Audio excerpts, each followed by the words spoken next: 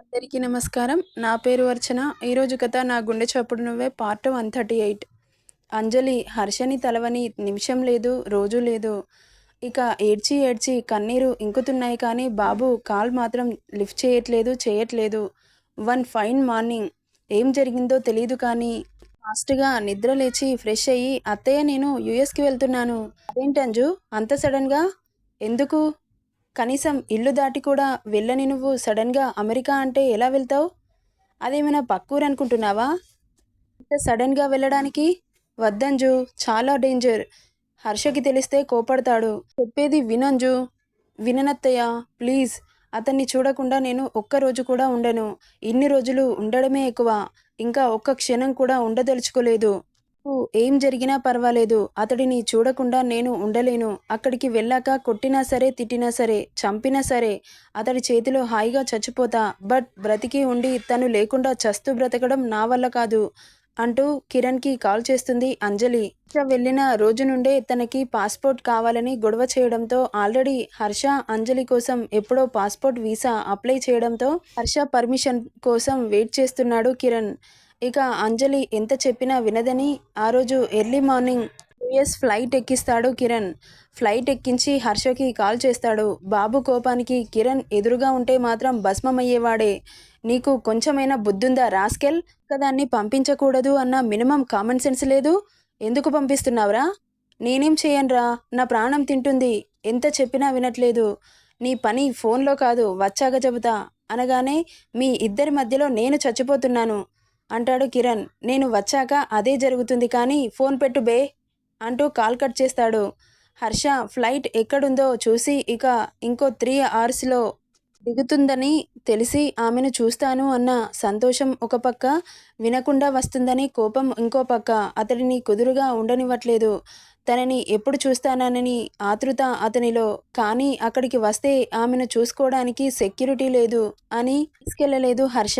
ఎందుకంటే అతను వెళ్ళిన పనిలో చాలా బిజీగా ఉన్నాడు. ఆమెతో ఉండడం అస్సలు వీలు కాదు. చెబితే వెళ్ళనివ్వదు అని చెప్పకుండా వచ్చేశాడు. ఆమెతో రూడ్‌గా బిహేవ్ చేయడానికి కూడా కారణం అదే. ప్రేమగా ఉంటే అతడిని ఒక్క క్షణం కూడా వదిలిపెట్టదు. కోపంతో వెళితే భయంతోనైనా దూరంగా ఉంటుంది అన్న సెన్స్‌లో ఆలోచించి యూఎస్ వెళ్ళిపోయాడు హర్ష. ఇక ఫ్లైట్ బ్రెజిల్‌లో ఉన్న సాల్వడోర్ ఇంటర్నేషనల్ ఎయిర్‌పోర్ట్‌లో ల్యాండ్ అవుతుంది. ఆమె వస్తుందన్న కోపం కంటే ఎప్పుడు చూస్తానా అన్న ఆతృత కోపాన్ని డామినేట్ చేస్తుంటే వెయ్యి కళ్ళతో ఎయిర్‌పోర్ట్‌లో వెయిట్ చేస్తున్నాడు హర్ష. కానీ ఒక్కతే ఏం సెక్యూరిటీ లేకుండా రావడం టెన్షన్‌గాను, ఒకవైపు ఎక్సైటింగ్‌గాను అనిపిస్తుంది అతడికి.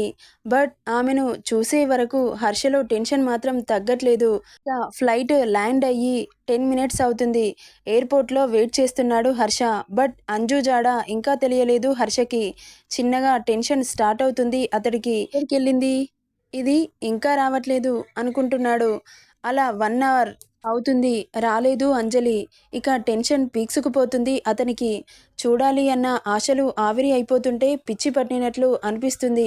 ఇక ఏం చేయాలో అర్థం కాక ఏదో గుర్తొచ్చిన వాడిలా మొబైల్ చేతిలోకి తీసుకొని అక్కడున్న తన ఫ్రెండ్‌కి కాల్ చేస్తాడు హర్ష.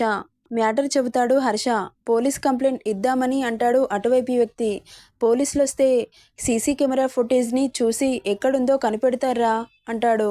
అతడు ఓకే అని పోలీస్ కంప్లెయింట్ ఇస్తారు. ఇక ఇన్వెస్టిగేషన్ స్టార్ట్ చేస్తారు పోలీసులు.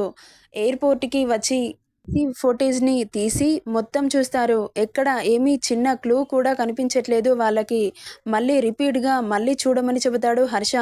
వాళ్ళను పక్కకు జరిపి అతడు చూస్తాడు. ఎందుకంటే అతడి ప్రాణం ఎక్కడుందో చిన్న అలికిడి కూడా గుర్తుపడతాడు కాబట్టి. ఇంచ్ టు ఇంచ్ చూస్తున్నాడు హర్ష. ఒక దగ్గర సేమ్ యూనిఫామ్‌లో ముగ్గురు వ్యక్తులు వెళ్ళడం అబ్జర్వ్ చేశాడు. బట్ వాళ్ళు సైడ్‌కి కనిపించడంతో మధ్యలో ఉన్న వ్యక్తి సరిగ్గా కనిపించట్లేదు హర్షకి. బాగా కాన్సంట్రేషన్‌తో చూసి ఇటువైపు ఉన్న వ్యక్తి మధ్యలో వ్యక్తిని పట్టుకోవడం గమనిస్తాడు హర్ష. అదే విషయం పోలీసులకి చెప్పగానే వాళ్ళు కూడా ఎగ్జాక్ట్‌లీ బాగా కనిపెట్టావు. యూ ఆర్ వెరీ ఇంటెలిజెంట్ అంటూ ఇక ఏ చిన్న క్లూ దొరికినా వదిలిపెట్టే ప్రసక్తే లేదు. యూ డోంట్ వర్రీ అని ఇంగ్లీష్‌లో చెప్పి వెళ్తుండగా ఆగండి ఆఫీసర్, నేను మీతో వస్తాను అని అనగానే, మాతో రావడానికి రూల్స్ ఒప్పుకోవు అంటారు వాళ్ళు. ప్లీజ్ సార్, నన్ను కూడా మీతో రానివ్వండి అంటూ రిక్వెస్ట్ చేస్తాడు హర్ష. ఓకే కమ్ అంటూ తీసుకెళ్తారు. వాళ్ళు వాళ్ళ పోలీస్ కార్లో వెళ్తారు. హర్ష తన కార్లో వెళ్తాడు. చుట్టుప్రక్కల మొత్తం వెతుకుతారు, ఎక్కడా కనిపించదు. దారిలో కూడా సీసీ కెమెరాస్ ఉండడంతో అన్నింటినీ అబ్జర్వ్ చేస్తూ ఉంటారు. వాళ్ళు ఎక్కడి నుండి ఎటు వెళ్లారు మొత్తం చెక్ చేసి వాళ్ళ దగ్గరికి చేరుకుంటారు. అది ఒక పెద్ద కన్స్ట్రక్ట్ జరుగుతున్న అపార్ట్మెంట్. 50 ఫ్లోర్స్ ఉంటాయి. సీసీ కెమెరాస్ కూడా లేకపోవడంతో ఫ్లోర్కి ఒకరు వెళ్ళి చెక్ చేస్తూ ఉంటారు. బాబుకి బీపీ సర్రున పెరిగిపోతూ ఉంటుంది. అది దొరకాలి, దాని సంగతి చెబుతా అంటూ వస్తున్న కోపాన్ని అణుచుకుంటూ ఆమె మీద చెయ్యి వేసిన వాళ్ళని గుర్తు చేసుకుంటే బాబు ఫేస్ ఎర్రగా మారి దవడ కండరాలు బిగుసుకుంటున్నాయి. దొరికితే మాత్రం హర్ష కోపానికి చచ్చూరుకుంటారు. ఇక ఒక్కొక్కరు ఒక్కో ఫ్లోర్ వెతుకుతూ ఉంటారు. ఎక్కడ జాడ కనిపించట్లేదు అంజలిది. బాబు యాంగర్ లిమిట్స్ క్రాస్ అవుతున్నాయి. దొరికితే మాత్రం వాళ్ళ పరిస్థితి ఊహకు కూడా అందట్లేదు. ఇక అన్ని ఫ్లోర్స్ వెతికారు. ఇక ఒక్క ఫ్లోర్ మాత్రమే ఉంది. అది 50 ఫ్లోర్ ఒకటే ఉండడంతో హర్ష డైరెక్ట్గా పైన ఫ్లోర్కి వెళ్ళిపోతాడు. డోర్ లాక్ చేసి ఉండడంతో అతడి చేతులు రాడ్ లాగా, అతడి కోపం ఆయుధంలాగా మారి డోర్ని గట్టిగా ఒకే ఒక్క పంచ్ ఇవ్వగానే ముక్కలు ముక్కలుగా పగిలిపోతుంది. కింద ఫ్లోర్స్ అన్ని డోర్స్ లాక్ చేసి లేవు. పైన ఫ్లోర్ ఒక్కటి మాత్రమే ఉండడంతో హర్షకి ఇందులోనే ఉంది అన్న అనుమానం ఎక్కువ అవడంతో అంత సాహసం చేసి లోపలికి వెళ్తాడు.